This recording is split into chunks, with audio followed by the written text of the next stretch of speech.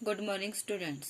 बच्चों, आज हमको हिंदी पाठ्य पुस्तक में का पाठ क्रमांक 10 समानता, ये पाठ आज हमको पढ़ना है। समानता का अर्थ क्या है? एकजुट रहना, एक साथ रहना, इसको क्या कहते हैं? समानता। रविवार का दिन था। आसपास के लड़के लड़कियां बाग में खेलने के लिए इकट्ठे हुए थे। मंजुला बोली, यह बाग कितना सुंदर है। चारों तरफ हरियाली ही हरियाली है। तरह तरह के फूल पौधे लहलहा रहे हैं। शाम को घूमने आए बुजुर्ग श्री परमानंद जी बच्चों की बातें सुनकर उनके पास आए। उन्होंने कहा, बेटी, यह बाग भी अपने भारत जैसा ही है। इस बाग की तरह अपने भारत देश में अनेक धर्म, जाति, भाषा, प्रदेश के लोग मिलजुल कर रहते हैं। इनके अपनों अनेक त्योहार हैं। सबके मनाने के ढंग अलग अलग है। सभी बच्चे शांत होकर सुन रहे थे। परमानंद जी ने देखा कि बच्चे तो एकदम गंभीर हो गए हैं।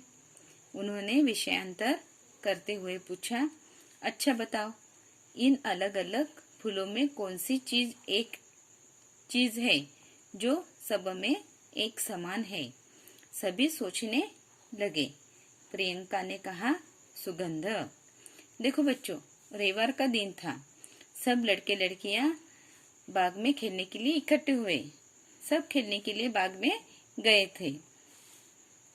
मंजुला बोली, यह बाग कितना सुंदर है। वो जिस बाग में खेलने के लिए गए थे वो बहुत सुंदर था। उस बाग में चारों तरफ हरियाली हरियाली थी और तरह तरह के फूल पौधे वहाँ लहरा रहे थे। फिर शाम को वहाँ पर एक बुजुर्ग, उनका नाम क्या है?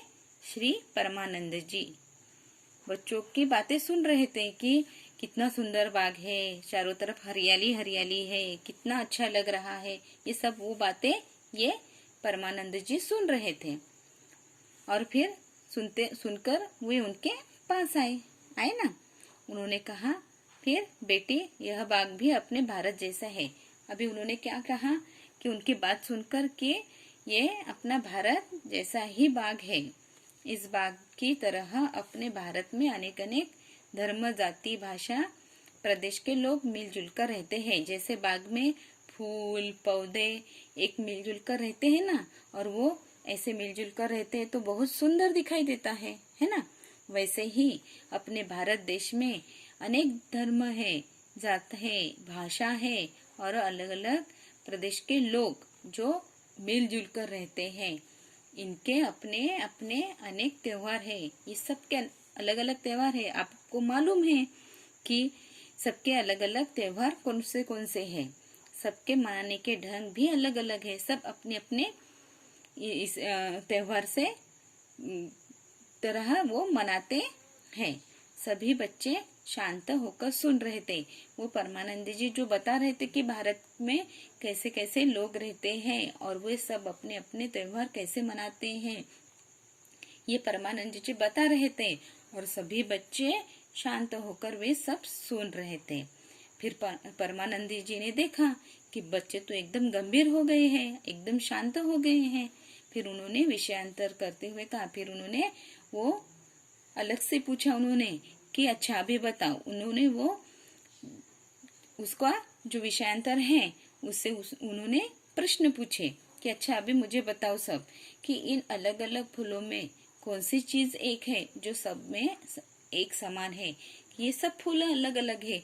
कौन से गुलाब के फूल हैं, कौन से ये कलर के फूल हैं, पर उस सब फूलों में एक कौन सी समान बात है, मुझे बताओ। सभी सोचने लगे। फिर प्रियंका ने कहा, सुगंध।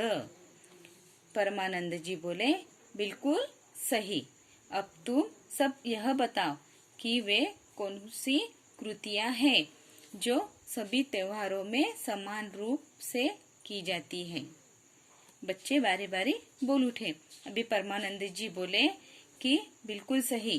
जो प्रियंका ने उत्तर दिया, सुगंध, वो बिल्कुल सही है।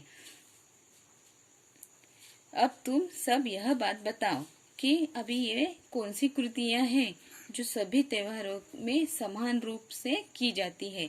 अभी कौन आप लोग सब क्या करते हो कि जब त्योहार रहता है तो कौन से कृतियां करते हो, अभी आप लोगों को मुझे बतानी है। तो सभी बच्चे एक एक बारी बारी बोलने लगे।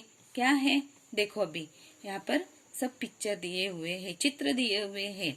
देखो क्या करते हैं सभी त्योहार में एक समान कौन सी बात है, साफ सफाई करते हैं।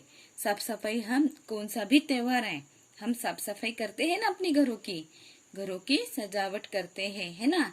दिवाली है, दशहरा है, कौन से भी हो हम उसकी सजावट करते हैं, हम साफ सफाई करते हैं।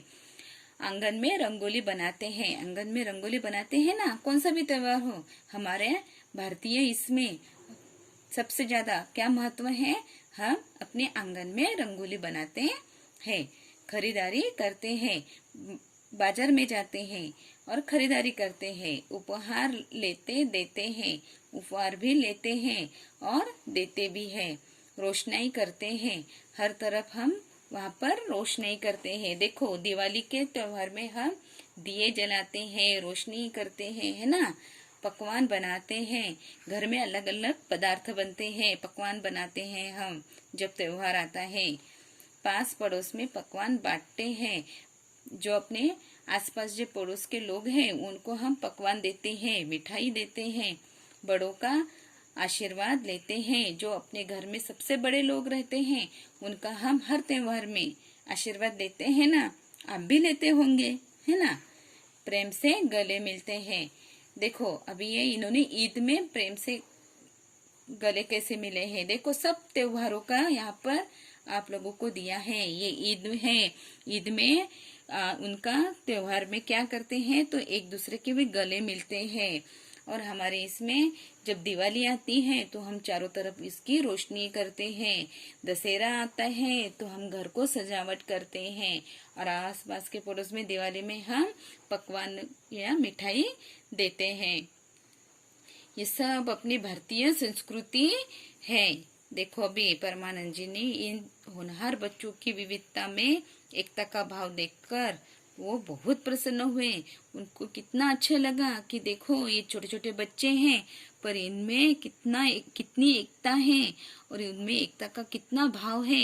ये सब देखकर वो बहुत प्रसन्न हुए और सभी को वो शुभ आशीष देते हुए घूमने के लिए चल पड़े। आशीष में आशीर्वाद, उन्होंने वो सब बच्चों को अच्छा आशीर्वाद दिया और फिर वो अपने बाग बगीचे में घूमने चल पड़े।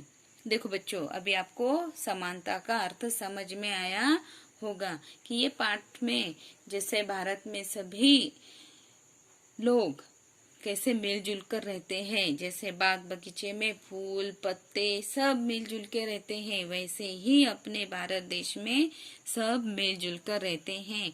इसलिए अपना भारत देश सबसे अच्छा है। अभी ये आपको पाठ समझ में आया होगा, इसको आप घर में एक बार और पढ़ो और अच्छे से समझ लो।